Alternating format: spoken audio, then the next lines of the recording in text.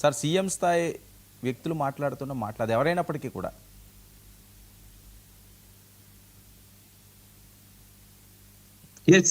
చెప్పండి sir CM స్థాయి వ్యక్తులు మాట్లాడుతున్న మాటలు అసలు ఏం మెసేజ్లు వెళ్తున్నాయి సార్ సీఎం స్థాయి వ్యక్తులు మాట్లాడుతున్న మాటలు నమస్తే వర్మ గారు. సార్ సీఎం స్థాయి వ్యక్తులు మాట్లాడుతున్న సార్ అక్కడ వాయిస్ వస్తున్నా సార్ రీసౌండ్ వస్తున్నా సార్ ఒకసారి చూడండి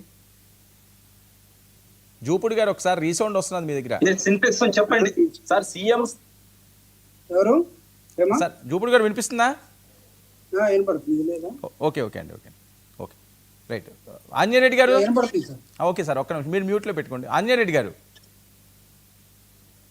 వర్మ గారు సార్ సీఎం స్థాయి వ్యక్తులు మాట్లాడుతున్న మాటలు కొన్ని అంశాల మీద ఓకే ఏదైనా తప్పులు జరిగితే దాని మీద మాట్లాడొచ్చు కాక కానీ ఈ రకమైన మాటలు మాట్లాడడం వాళ్ళు దానికి రిప్లై అవుతుండడం ఏం జరుగుతుంది అసలు ఏపీలో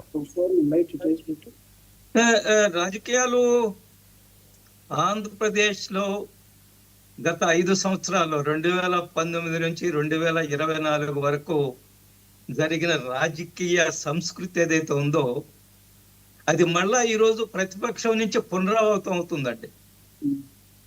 రాజకీయాల్లో ముఖ్యమంత్రి కాదు, ఎవరైనా సరే ప్రజా జీవితంలో పనిచేసే వ్యక్తి, పబ్లిక్ లైఫ్ లో ఉండే అతను, from sarpanch to prime minister of India, sarpanch నుంచి ప్రధానమంత్రి వరకు రాజకీయాల్లో ప్రజా జీవితంలో ఉండే వాళ్ళని ప్రజలు గమనిస్తుంటారు.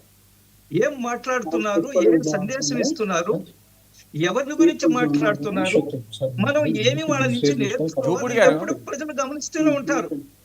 కానీ దురదృష్టవశాత్తు 5 సంవత్సరాలు ముఖ్యమంత్రిగా పనిచేసిన వ్యక్తి ఈ రోజు ఆయన ఏం మాట్లాడుతున్నాడో ఆయనకే అర్థం కాదు, ప్రజలకు అర్థం కాదు. ఆయన ఏం చెప్తున్నాడో ఒక్కొక్కసారి పత్రికల వాళ్ళతో మాట్లాడుతున్నప్పుడు, టీవీలో వాళ్ళతో మాట్లాడుతున్నప్పుడు ఏం మాట్లాడుతున్నాడో టీవీ వాళ్ళకి అర్థం కాదు, మనకే అర్థం కాదు. ఓకే, నిర్మాణాత్మకమైన విమర్శలు ఉండవు. 2 సంవత్సరాలు 3 సంవత్సరాల తర్వాత చంద్రబాబు నాయుడు లేచిపోతాడు, మళ్ళా మన ప్రభుత్వం వస్తుంది అంటాడు. లేచిపోయేది ఏంది నాకు అర్థం కావడం లేదు. వర్మ గారు మీకు బాగా గుర్తుండే ఉంటుంది, 2019లో 2014లో చంద్రబాబు నాయుడు గారు అధికారానికి వచ్చిన తర్వాత నంద్యాలలో ఒక బై ఎలక్షన్ వచ్చింది. అవును, ఆ బై ఎలక్షన్ లో బాగా గుర్తుంది ఏం మాట్లాడారు జగన్మోహన్ రెడ్డి గారు. చంద్రబాబు నాయుడు గారిని బహిరంగంగా తుపాకీతో కాల్చి చంపండి అన్నారు. అక్కడి నుంచి ప్రారంభమైంది ఇది. అక్కడి నుంచి ఈ యొక్క సంస్కృతి, ఈ మాటల సంస్కృతి, ఈ మాటల యుద్ధము, ఈ సంస్కారహీనంగా మాట్లాడటము, అసెంబ్లీ ప్రతిపక్ష నాయకుడు యొక్క కుటుంబాన్ని గురించి 2019 నుంచి 24 వరకు అసెంబ్లీలో మాట్లాడటము, ఇంట్లో ఉండే ఆడవాళ్ళ మీద మాట్లాడటము, ఈ సంస్కృతి చాలా భయంకరమైన సంస్కృతిగా ఈరోజు ఆంధ్రప్రదేశ్ లో రాజకీయాలు దిగజారుతున్నాయి కేవలం ప్రతిపక్ష పార్టీ వల్ల.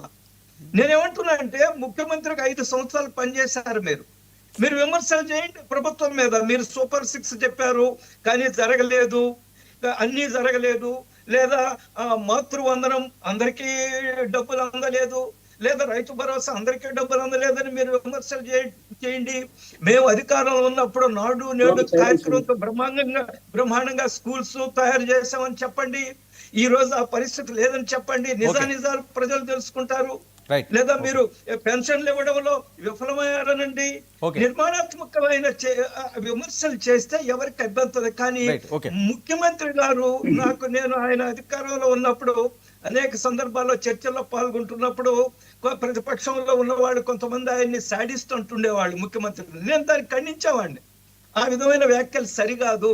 ఆయన ప్రజాస్వామ్యబద్ధంగా ముఖ్యమంత్రి, ఆయన సాడిస్ట్ అనడం కరెక్ట్ కాదు అని నేను అనేక సందర్భాల్లో చెప్పాను.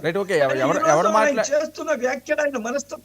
ఓకే, ఎవరు మాట్లాడినా తప్పే. కొన్ని కీలకమైన ఒక నిమిషం సార్, నేను ఇస్తాను, మాట్లాడదాం, చర్చిద్దాం. కొన్ని కీలకమైన బయటలు నేను వినిపిస్తాను. అది వినిపించిన తర్వాత రెస్పాండ్ ఎదురుగానే, ఎందుకంటే జూపుడు ప్రభాకర్ గారు వచ్చారు.